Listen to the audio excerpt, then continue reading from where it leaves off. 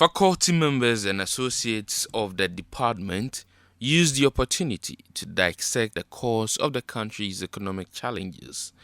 Key economic indicators have been worsening in recent time. Perception on the government's performance is also in the negative, as a recent Afrobarometer survey revealed 87% of Ghanaians believe the country is heading in the wrong direction.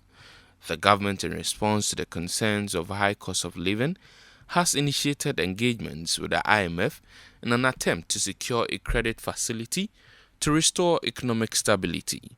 The decision has been met with mixed reactions, as some called out the government for what they described as a U-turn.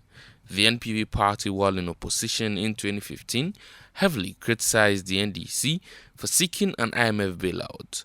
But speaking to City News, former Speaker of Parliament described as unnecessary the controversies on going to the IMF. I don't like the querying perspective.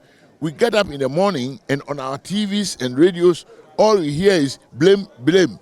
And then it is this person's fault and that person's fault. We have been to the World Bank, IMF now 17 times. Don't blame anybody for it. Ukraine is a real problem. And also COVID is a difficult one as well. And many nations are also suffering. The government has been engaging IMF following the directives by the president.